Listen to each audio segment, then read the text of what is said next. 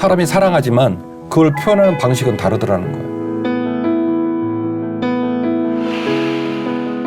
좀 빨리 오시죠. 주님 마지막 가시는 길에 내가 쏟아부을 거야. 와. 그냥 헌신한 거예요.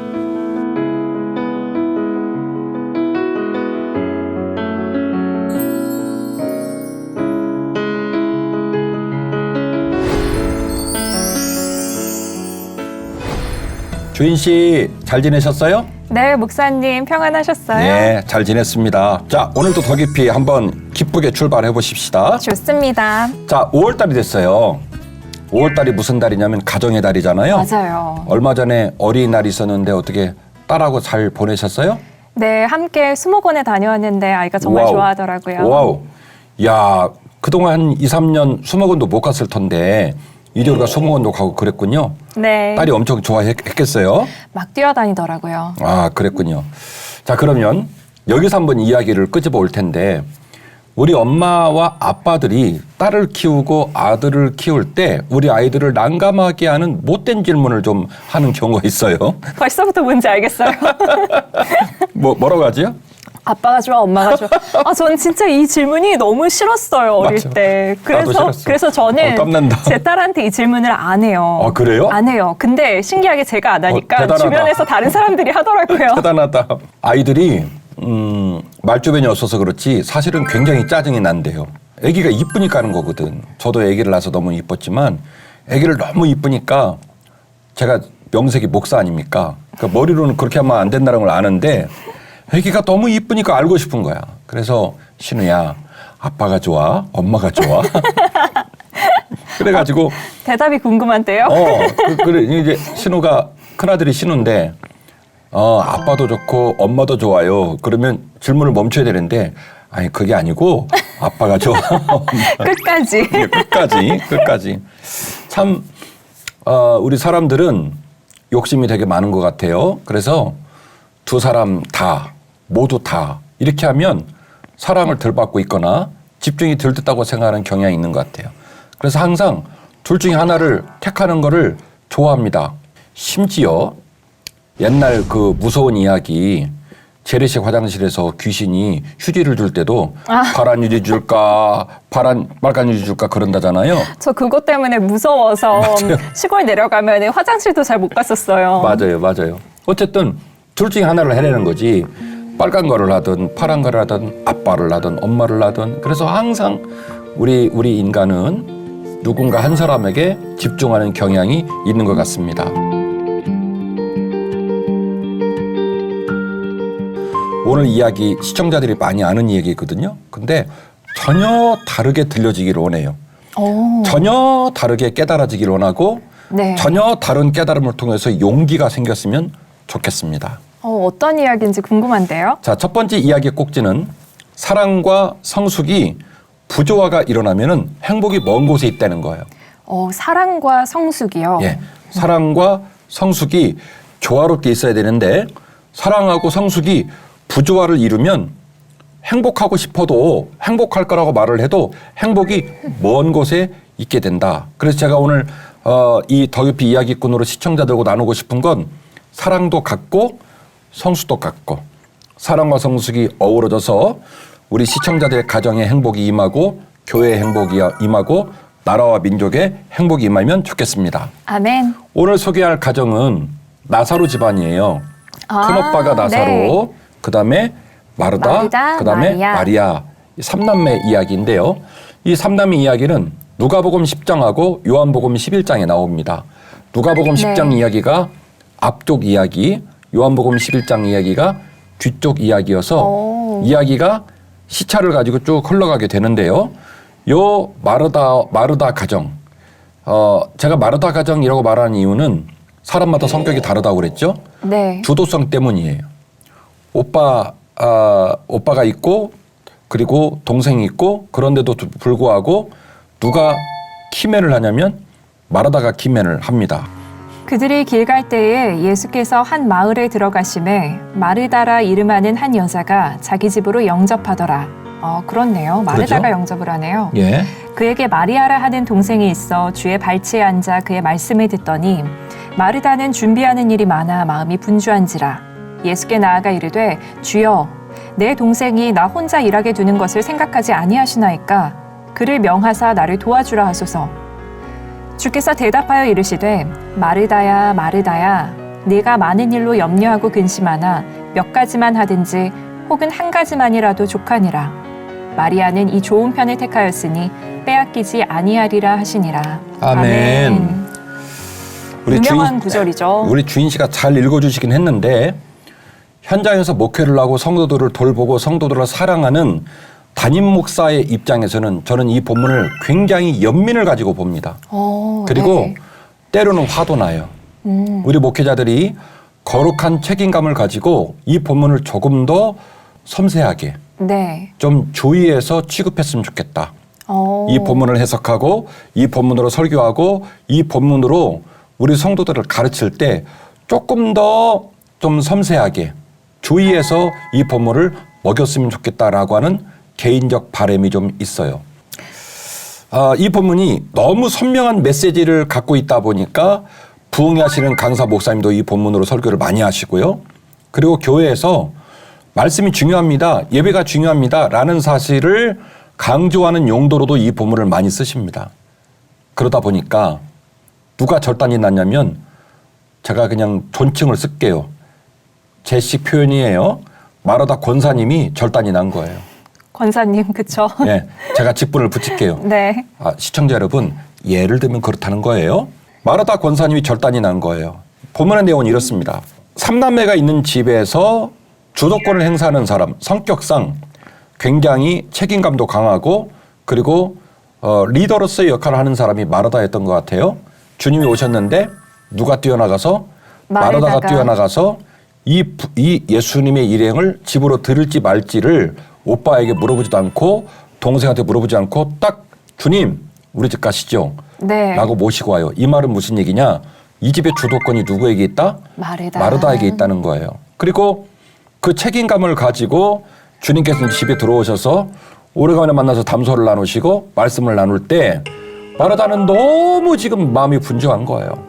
그래서 막 주방에서 잡채를 하고 탕을 올리고 순대를 끓이고 막 정신이 없는 거예요. 맞아요. 한 명 대접하는 네. 것도 힘든데. 겉절이도 그쵸. 하고 지금 난리가 난 거예요. 막 마음이 너무 분주한 거예요. 우리 주님이 막 얼굴이 거칠거칠하고 닦아서 그리 막 내려와 있고 주님 팀들도 보니까 너무 피곤해 보여. 아이고 우리 저기 우리 고향 어르신들 표현으로 말하면 우짜스까잉이 우짜스까잉 이런 마음으로 그래서 말하다가 막 오늘 본문에 그런 표현이 나오는 거예요. 주님 제가 지금 얼마나 분주한지 몰라요. 주님 제가 지금 얼마나 주님 모시는 일로 말미암아 제가 마음이 좀 어려운지 몰라요. 근데요 방송에 이런 표현 되나? 나쁜 기집애가요 저를 안 도와줘요. 한마디 좀 해주세요, 예수님. 네. 그거잖아요. 주님 발밑에 앉아서 따복따복 아멘 아멘 이러면서 저를 안 도와주고 있는 거 주님 보시잖아요. 난 일손이 부족한데. 네, 제 좀 혼내주세요. 주방으로 돌아가 하세요. 그랬더니 주님이 뜻밖의 얘기를 하는 거예요. 마르다야, 네가 너무나 많은 일로 근심하고 있어. 그러니까 네 말 맞다나 그것도 중요하지만 다 못한다면 한 가지만 해. 네 동생은 말이야 그 중요한 거 한 가지를 붙들었어. 그러니까 빼앗기지 않을 거야.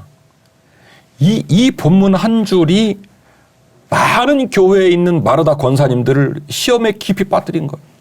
제가 우리 교회 옛날에 부목사로 있을 때 우리 어떤 권사님은요 새벽 예배가 마칠 때마다 저한테 죽을 끓여주셨어요.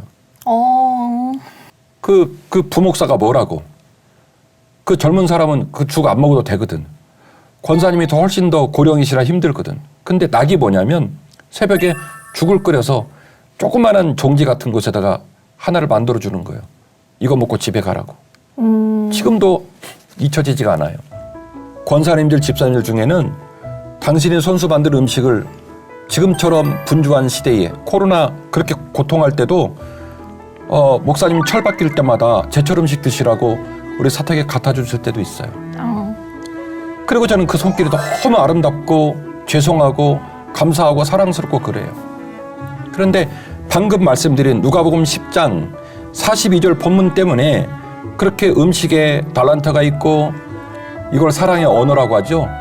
사랑의 5가지 언어라는 말이 있죠. 사람이 사랑하지만 그걸 표현하는 방식은 다르더라는 거예요.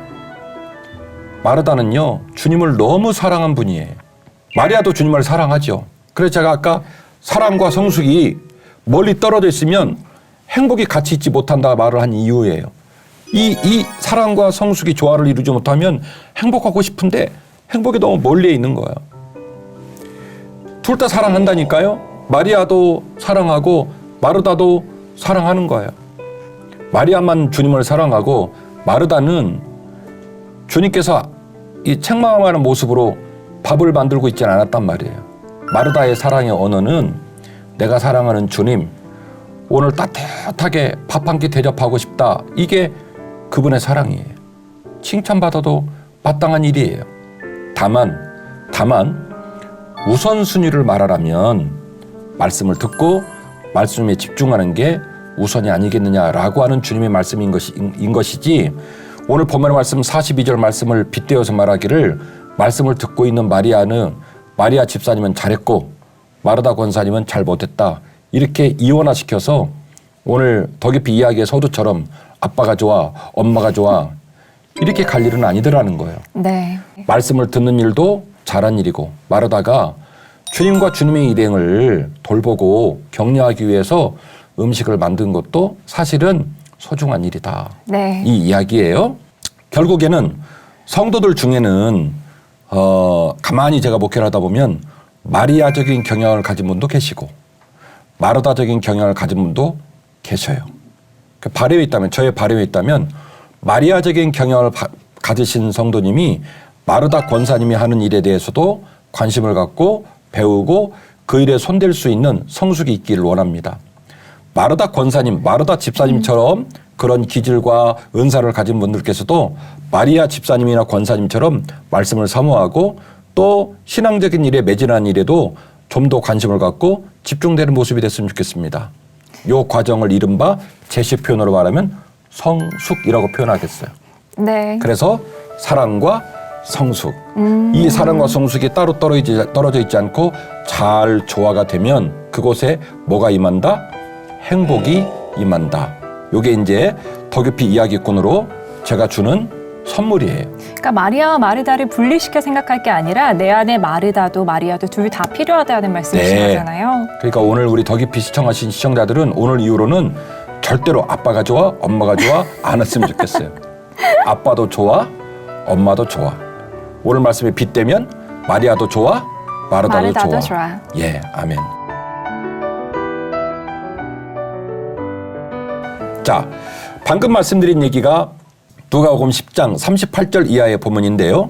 이 본문 이후에 요한복음 11장에 똑같은 이 집 얘기가 나와요. 그런데 이 똑같은 이 집에서 이제 놀라운 일이 벌어집니다. 제가 그래서 오늘 더 깊이 준비하면서 얼마나 신이 났나 몰라요.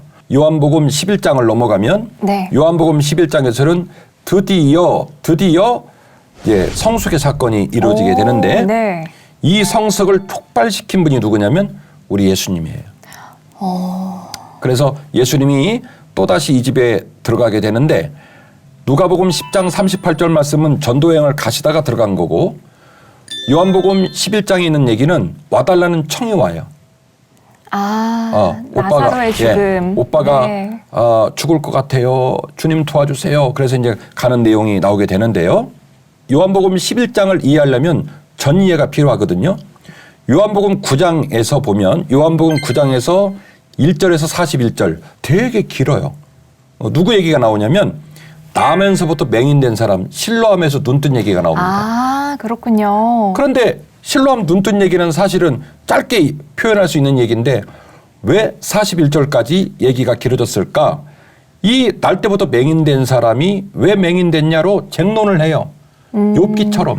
예수께서 대답하시되 이 사람이나 그 부모의 죄로 인한 것이 아니라 그에게서 하나님이 하시는 일을 나타내고자 하심이라. 때가 아직 낮음에 나를 보내신 이의 일을 우리가 하여야 하리라. 밤이 오리니 그때는 아무도 일할 수 없느니라. 아멘. 아멘.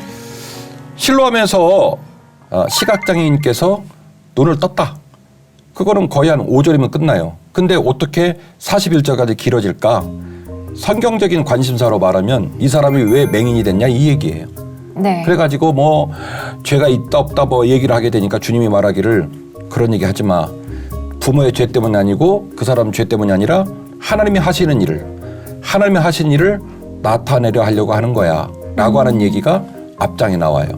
그리고 이어지는 11장도 똑같은데 예수께서 들으시고 이르시되 이 병은 죽을 병이 아니라 하나님의 영광을 위함이요 하나님의 아들이 이로 말미암아 영광을 받게 하려 함이라 하시더라. 아멘. 자, 마르다와 마리아에게 전갈이 옵니다. 주님, 오빠가 아무래도 죽을 건가 봐요. 네. 너무 아파요. 라는 얘기를 듣고 주님이 하시는 말씀이에요. 이 병은 죽을 병이 아니다. 이 일로 하나님 영광 나타낼 거야. 걱정하지 마. 죽어서 안 죽었어요. 죽었죠. 죽었죠. 이게 중요해요. 그러니까 주님은 죽었다가 살아나는 과정을 통하여 하나님의 영광을 나타낼 일이다라고 이 프로세스를 딱 주님 머릿속에 넣고 있는 거예요. 그리고 마르다고 마리아는 죽을까 봐 벌벌벌 떠는 상황이에요. 그러니까 주님이 말하는 거예요. 걱정하지 마. 이 사건은 너희들 입장에서는 가족이 죽냐 마냐는 사건이지만 앞서 나오는 실로암 사건과 마찬가지로 이 일을 통해서 하나님의 영광을 드러내려 하시는 일이니 너무 당황하지 마라 이 얘기예요. 그런데 예수님께서 현장에 가셨을 때 우셨잖아요. 네, 네. 왜 그렇다면은 죽을 병이 아닌 걸 아셨는데 왜 슬퍼하시고 화를 내셨을까요? 자, 중요한 얘기를 자꾸 해주시네.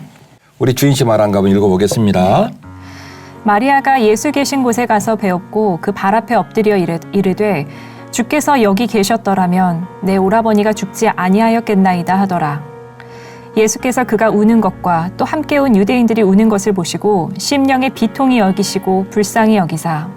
방금 읽으신 비통하다는 말의 헬라 언어는 엠브리마오마이라는 말이에요. 엠브리마오마이. 이게 뭐냐면 말이죠. 막 거칠게 달려와가지고 막 지치고 되게 막 그 고뇌가지고 흥분돼서 났을 때 말이 내는 소리.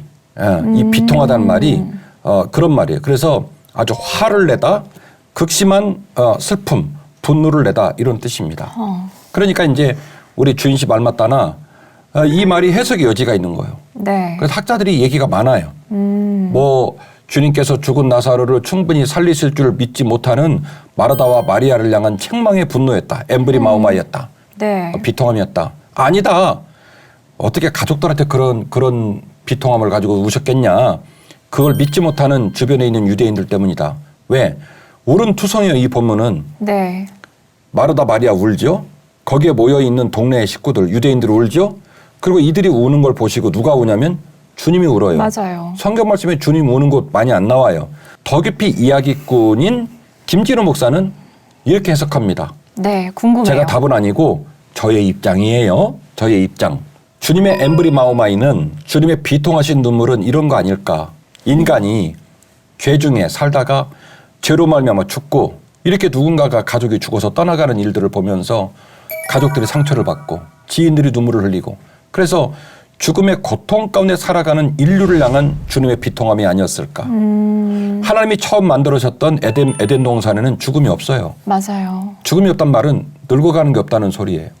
막 이렇게 주저앉아갖고 이렇게 그런 게 없다는 소리예요. 항상 아름답다는 소리예요. 근데 삶은 참 가슴 아픈 게 기억력도 줄죠. 돈도 줄죠.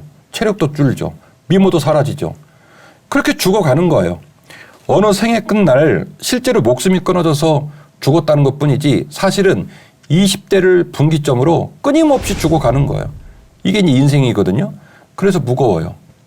생산성이 떨어지고 기억력이 사라져가지고 실수를 하고 그리고 공부를 한다든 어떤 일을 할 때도 시기를 놓치면 그 뜻을 이루지 못하고 삶이 무거운 이유가 점점 사람이 죽음의 권세 아래서 이게 죽어가는 모습 때문이거든요. 그래서 주님의 엠브리마오마이는 네. 더 깊이 이야기꾼인 김진우 목사에게 묻는다면 네. 제가 답은 아니지만 제 입장에서 해석은 죽음의 권세 아래서 이렇게 슬피 울고 있는 마르다가 울고 있고 마리아가 울고 있고 동네 식구들이 울고 있고 그게 무슨 얘기냐면 이런 거예요.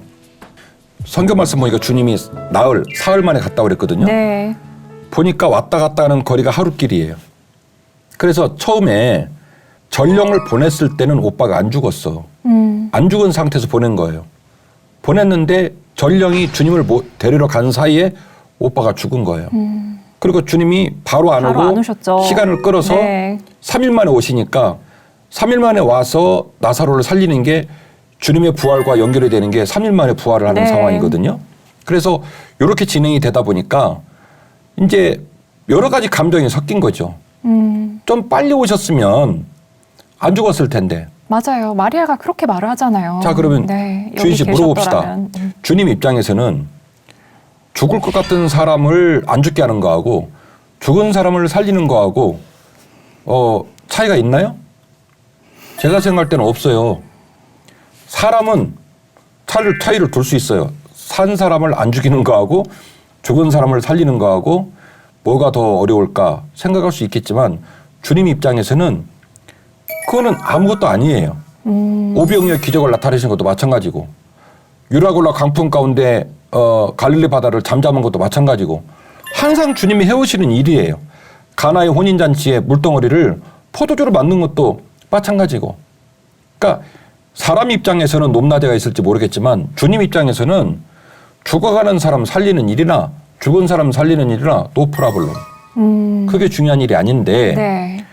죽음의 권세에 눌린 사람은 그 죽음이 너무너무 무서운지라 가니까 막 아쉬워하는 거예요. 좀 빨리 오시죠.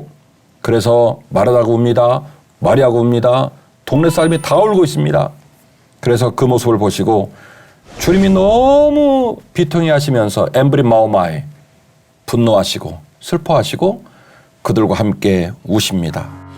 이르시되 그를 어디 두었느냐 이르되 주여 와서 보옵소서 하니 예수께서 눈물을 흘리시더라. 이에 유대인들이 말하되 보라 그를 얼마나 사랑하셨는가 하며 그중 어떤 이는 말하되 맹인의 눈을 뜨게 한 이 사람이 그 사람은 죽지 않게 할 수 없었더냐 하더라.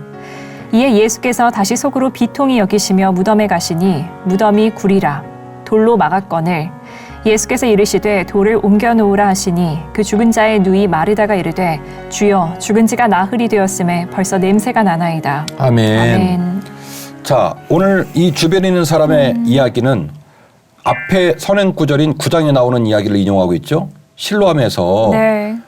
시각장애인이 눈 뜬 사건을 얘기하는 겁니다. 그렇게 말하면서 결국 주님께서 지금 이 상황에 이 죽음의 권세에 눌려 있는 나사로에게 도대체 뭘 할 수 있겠느냐 이런 회의적인 입장을 얘기하고 맞아요. 그리고 이어지는 마르다의 이야기도 마찬가지인 것이 주님 마음을 제가 모르는 바는 아니지만 이미 3일이 지났습니다. 썩어서 냄새가 진동합니다. 라고 이야기를 하게 되는 거죠. 그러자 주님께서 그들의 그 비통한 모습을 보고 함께 우시다가 끝내 돌을 옮겨놓으라고 말씀하시고 그리고 한마디를 합니다. 뭐라고 말하냐면 나사로야 나오라. 걸어서 나오라. 이렇게 얘기를 하시는 것이죠. 예수께서 이르시되 내 말이 내가 믿으면 하나님의 영광을 보리라 하지 아니하였느냐 하시니 돌을 옮겨 놓으니 예수께서 눈을 들어 우러러 보시고 이르시되 아버지여 내 말을 들으신 것을 감사하나이다. 항상 내 말을 들으시는 줄을 내가 알았나이다. 그러나 이 말씀하옵는 것은 둘러선 무리를 위함이니 곧 아버지께서 나를 보내신 것을 그들로 믿게 하려 함이니이다. 아멘. 아멘.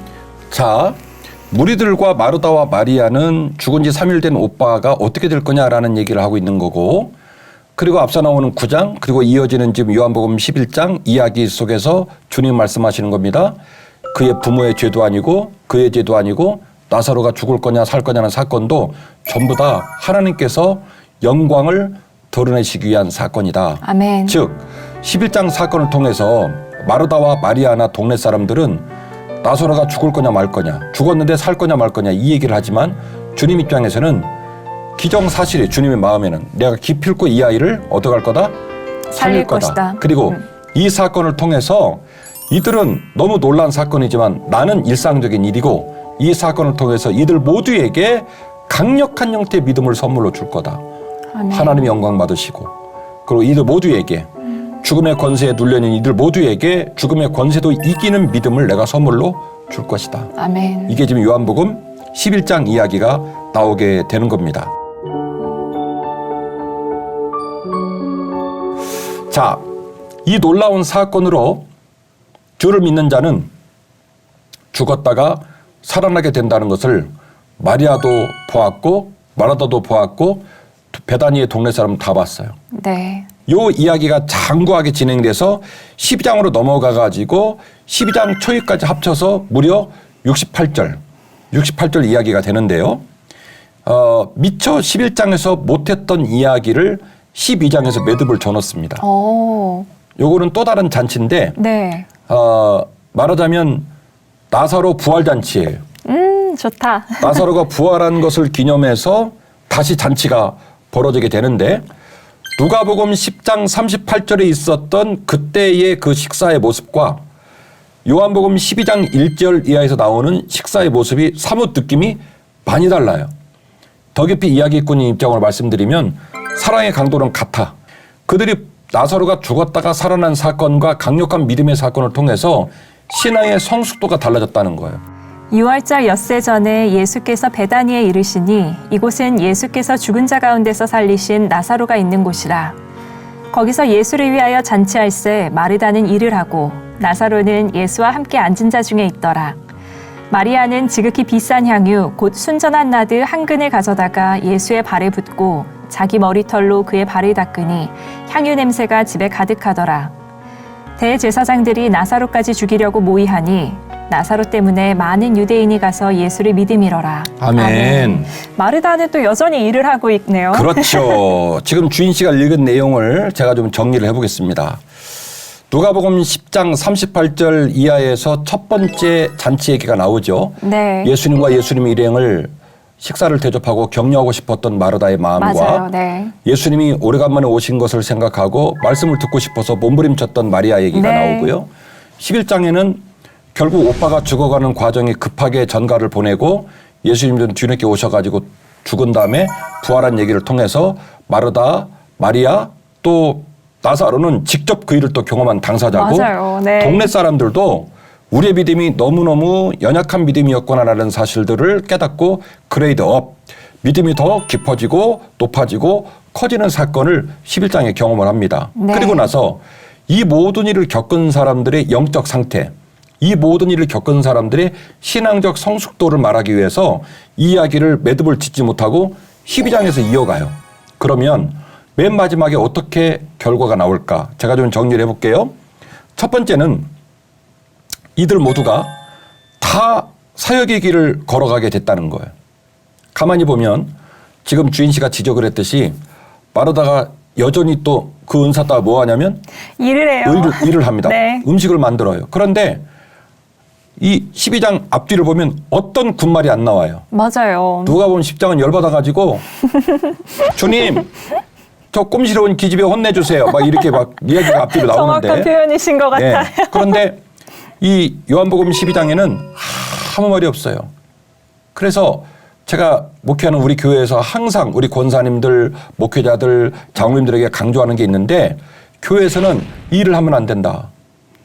주님의 은혜가 감격스럽고 주님이 감사하고 기뻐서 우리가 주님께 뭘 해드리고 싶으면 사역이에요. 근데 내 마음에 넘침이 없고 순종이 없고 감사가 없는데 그거 하잖아요? 뭐죠? 일이에요, 일. 그 일을 하는 사람 입에서는 A, C가 나와요. 제가 말하는 거예요. 우리 교회는 절대 그러면 안 된다. 사역할 수 있다. 그러나 일하지 말자. 가만히 보니 누가복음 10장 38절에서는 마르다 입장에서는 마음은 그런 게 아닌데 성수도 떨어지다 보니까 마리아가 미워.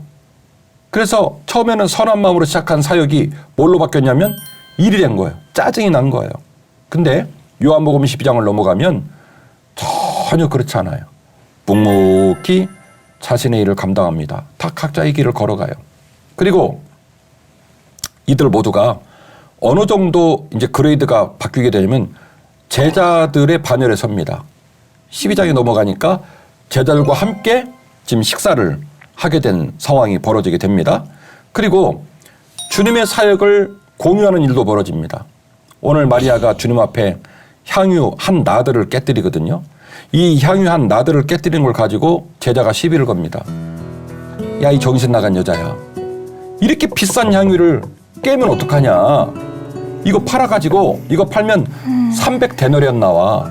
그거 가지고 가난한 자들을 구제할 수 있는데 어떻게 이걸 깨뜨렸어? 라고 해는 300데나리온이면요. 노동자의 1년분 급료예요. 맞아요. 연봉이라고 하더라고요. 1년분 급료를 그냥 깨버린 거예요. 그래가지고 막 꾸중을 하죠. 그러니까 마리아의 모습도 누가복음 10장 38절에 있었던 그 마리아하고는 또 달라. 그렇네요.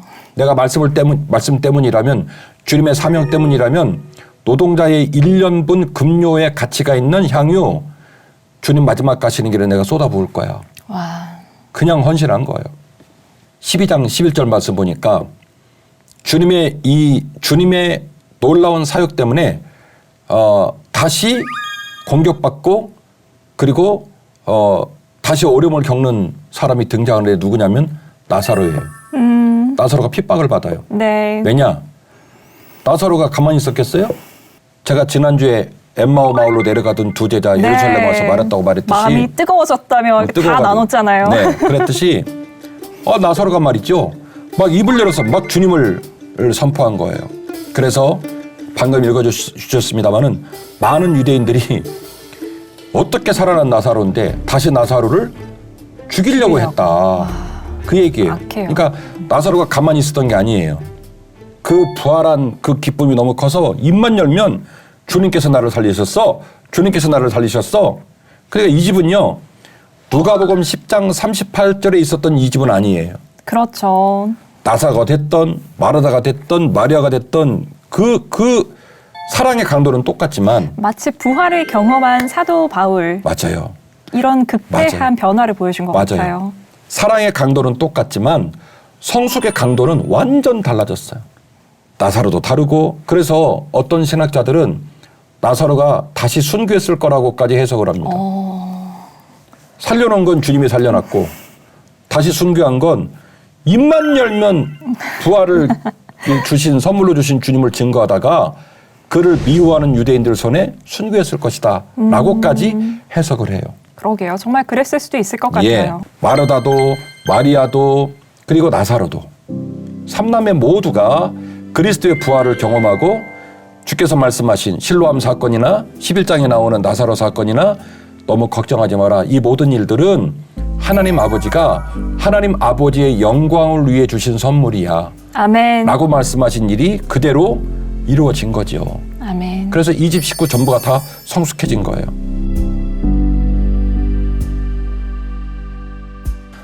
제가 생각하는 교회는 마르다 같은 성도도 많아야 되고 마리아 같은 성도도 많아야 되고 나사로 같은 성도도 많아야 돼요. 그러니까 제발 더 깊이를 시청하는 우리 시청자들께서는 오늘 이후로는 마르다 권사님 미워하지 않았으면 좋겠어요. 천국에서 얼마나 속상하시겠어요. 그리고 우리 교회 안에 마르다 권사님 같은 마르다 집사님 같은 마르다 성도 같은 분이 계시면 사랑해 주시고 기뻐해 주시고 그의 은사, 그의 열심, 그의 수고에 박수를 보내주셨으면 좋겠어요. 그래서 마르다는 마르다대로 마리아는 마리아대로 그래서 제가 오늘 더 깊이 제목을 마리아처럼 마르다처럼 마르다처럼 마리아처럼 그렇게 지었거든요. 그래서 우리 모두가 있는 그대로 주 안에서 화평을 누리고 형제가 서로 연합하고 자매가 서로 사랑하고 그래서 사랑과 성숙이 함께 어우러져서 그 공동체 안에 그 마음 안에 행복이 깃든 귀한 우리 시청자들 모두가 되고 우리 이 땅을 섬기는 교회가 되었으면 좋겠습니다. 아멘. 이제 오늘 얘기 다 끝냈어요. 주인 씨는 어떤 걸 느끼셨어요?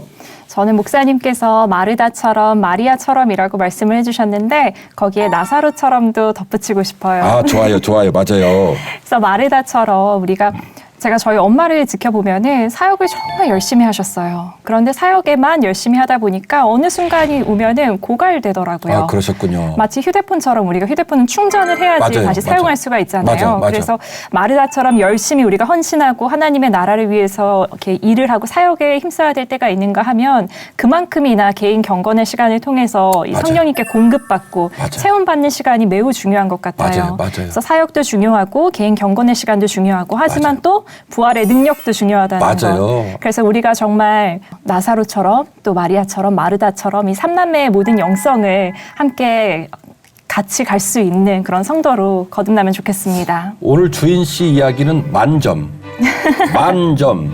그래서 오늘 더 깊이 이야기꾼의 의도를 정확히 정리해 주셨어요. 우리 교회, 우리의 마음, 우리들의 사역의 자리가 작은 일로 넘어지고 수고하고 애쓰고 상처받고 제발 그러지 않았으면 좋겠어요. 그리고 남을 볼 때는 너그럽고 따뜻하고 배려하는 마음으로. 그래서 나사로처럼, 마르다처럼, 마리아처럼 모든 사람들이 주 안에서 좀 있는 그 모습 그대로 향기를 발하고 빛을 내고 또 그 모습이 다른 사람에게 책망을 당한다든지 갈등하는 자리가 아니라 오히려 이해가 되고 기뻐하는 자리가 되어서 그 사랑이 성숙이 되고 그 성숙이 있는 곳에 그리스도께 주시는 행복이 충만한 그런 삶으로 나아가면 좋겠습니다. 아멘. 오늘 잘 들어주시고 잘 따라와 주셔서 고맙습니다. 오늘도 말씀 주셔서 감사합니다. 고맙습니다.